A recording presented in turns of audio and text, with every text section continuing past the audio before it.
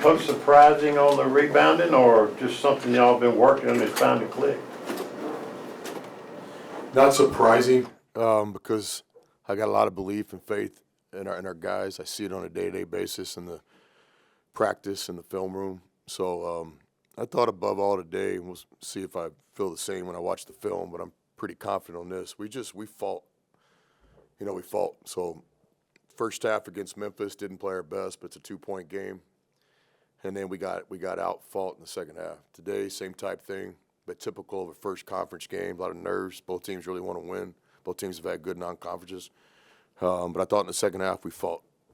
And the stats are what they are, but we fought. We competed. Thought we had a little adversity too. Some things we can normally do well. And, you're not going to get every call. These are the best officials in college basketball, period. I mean, that's not coaching speak. But we had some things not go our way today, and we just kept fighting.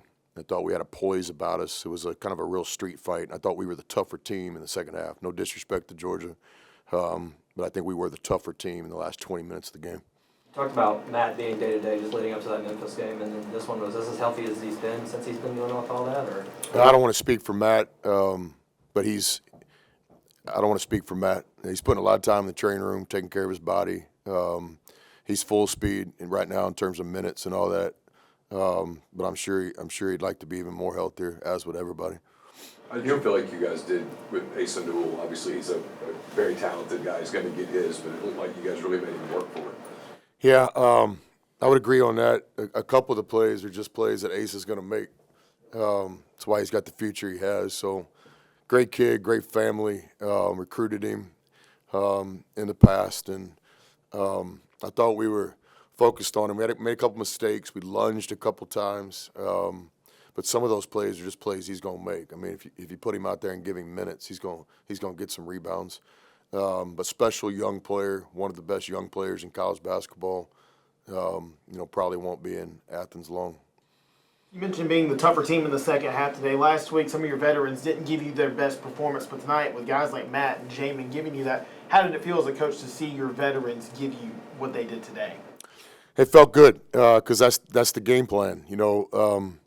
Just to have some discipline, do what we say we're going to do. If we're going to come out here and have a good week of practice, then on game day we're not going to do it, then why practice? So I thought tonight we did what we said we were going to do. Was it perfect? No. But the second half was pretty clean basketball. I mean, you beat them by 14 in the second half. You scored 37. We were holding the ball late, so we could have got to a 40, 42-point half. Lots of good things in that second half. And at the top of the list, I just thought we competed and we fought. We didn't have any special performances tonight. I complimented Break and Matt, but that's not their A-plus game. We just played really hard as a team, and we played some great defense tonight. No denying that. I think this was Juju's first time coming off the bench this year. What spurred that move? Yeah, it was a team decision. I'll leave it at that. Just a team decision for Juju tonight. Coach, you had a big run that, you guys got the lead at the start of the second half and didn't give it up. What was the message to the guys in the locker room, and also what do you guys like coming out at halftime with the run that essentially defined the game? Yeah, as a coach at halftime, you got the angel on one shoulder and the devil on the other, and this is the decision you make. Do you go in there and kick the water cooler? Sometimes you need to do that, or do you go in there and calm them down? I think with this veteran group, I just make all my decisions based on winning and not worried about feelings or this or that. And so, yeah, we were pretty direct on what we needed to do better, and then we quickly got on to the plan.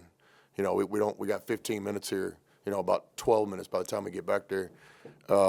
We got some coaches. It takes a little while to get back to the locker room at halftime. So, just reset, and then let's get back to the plan. So, our offense was not helping our defense in the first half. In the second half, we made a cognitive effort to move the ball, get more people involved, and our turnovers went down. Only 5 turnovers in the second half, and I thought a couple of those were adversity. I think basketball turnovers with our players turning the ball over is probably only 3 turnover second half. So halftime we reset, and then we got back to the game plan that we needed to do and give the guys the credit. It sounds simple. You'd think you can just go in there, talk about what you got to do, and then go do it. But It just doesn't always happen in coaching. You know, you go out there and AD's looking at you like, what's going on? You know, like, boss, I understand. You know, we got a rebound. We talked about that. But today, the guys did what we set up for them to do. They deserve all the credit. Defense was kind of the focal point of this game. Dre Davis finished with 5 blocks and 2 steals. What do you make of his defensive battle? Yeah, I thought Dre was dialed in. Even the last play of the game, those things mean something to me. You know, just as a competitor, you don't give anybody just a layup, and even him blocking that very last shot of the game. You got to be smart. We don't want to foul, but that play meant a lot to me because he competed from the start to the finish. Did he play perfect? No, nor did I coach perfect today. But I thought he was competitive. You know, Dre's not an easy guy to read because he's a confident kind of killer. He's not going to be, you know, Klafke out there with emotion. I wish he had more. So sometimes you can kind of misread him. Trust me, he's competitive. He wants to win. He cares about his craft. He's got a poise about him that I think will be big for our team as this SEC rock fight continues. But I thought Dre was competitive tonight. Played the game the right way for the most part. The SEC rock fight's a really small sample size so far, but it looks like home court really matters in league play. How critical is it for you guys to, you know, defend home court when you have it? Yeah, I've never been I understand that, but I've never, as a competitor, you get ready to play the game. It's 40 minutes, 3 officials. You know, let's go win the game. So I've never been the guy, you know, like, win your home games, split on the road. Well, which one are we planning on not winning on the road? You know, like, so I've always just kind of take a game-by-game approach. But I understand the question and the philosophy. So, you know, one responsibility I've always felt with home games is the people that are spending their time and money to come to the game. You know, and that matters, you know. And so, yeah, you want to put on a good performance for the people that are with you, the people that are pulling for you. You know, you certainly always want to play well at home because, again, those people are spending their time and money to come to the games. So that's always kind of been important to me. You know, in the junior college days, we'd work really hard and beg people to come to the game. And when we got them there, you know, the only way to get them back is to win.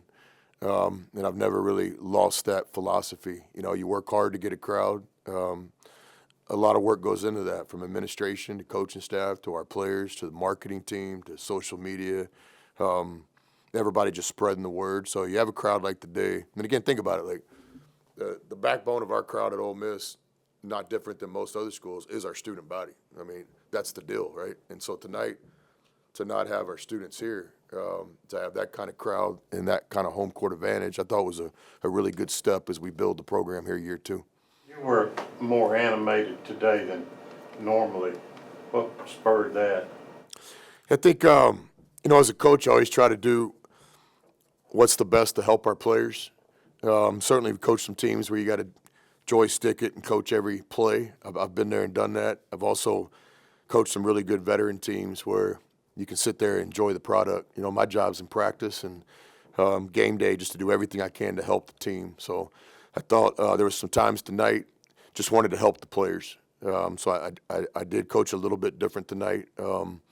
Not anything calculated, just trying to help the guys. And, you know, Georgia's got the little full court nagging pressure coming up the floor, and just to settle the guys down a little bit, when to be aggressive and when to try to run some offense. And, you know, in that first 4 minutes of the second half, I think we beat them 11-2, but our average pass per possession was like 6 passes. And these guys don't really understand that. You pass it more, you score more.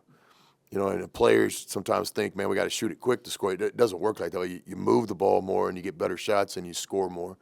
And so, yeah, I thought our staff did a good job tonight too. This was Al's scouting report, as everybody on our staff works on every game. But, you know, Al had the team ready to play tonight from a preparation standpoint as well. Jamin made some big shots down the stretch, but outside of that, he was hyping up his teammates even though down in the first half, you know, he was still the high energy guy. How important is it for you as a coach to have someone like Jamin? What is his impact on the team? Yeah, it's not just important, it's a necessity. There's no other way to win. You know, college basketball is a player's game. And I thought Break was in the right mindset, you know, and each player, you got to find your fuel. You know, it comes in different ways. You got to find your chip. You know, maybe it's somebody popping off in a press conference, or maybe it's these guys beat us last year in a really meaningful game when we were still alive in the NCAA tournament hunt. You know, I don't know. I don't want to speak for Break, but it was obvious to me that his approach this week in practice was pretty professional. I can't predict everything, but I would have told you that Brake was going to play well today. I think winning's a choice, and Brake chose to play well today with his preparation this week. Klofke as well, high energy guy. I know didn't do a lot in this game, but he's been progressing this season. Can you talk about his progression this year? Yeah, big part of what we're doing. He's in the rotation on a top 25 team as a freshman. Each game's going to be a little bit different. Got some, we're a little bit bigger today with Barnes out there a little more, and Matt back. But, no, it wasn't anything that Klofke didn't do. I have a lot of confidence in Klofke. I think he's going to be a special player this season. He's going to help us this season, and then certainly his future if he runs his own race. Y'all don't need me to tell you how good he's going to be one day. But, no, I got a lot of confidence in the young fella.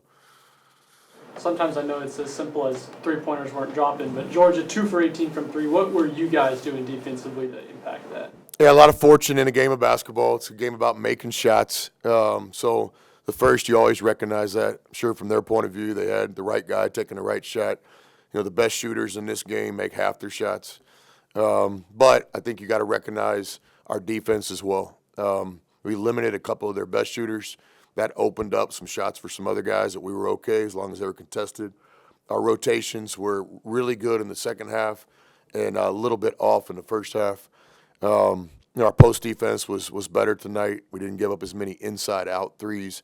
Our transition defense was better tonight. So I think from Georgia's standpoint, I'm sure they can say, we missed some good shots. Well, we did too.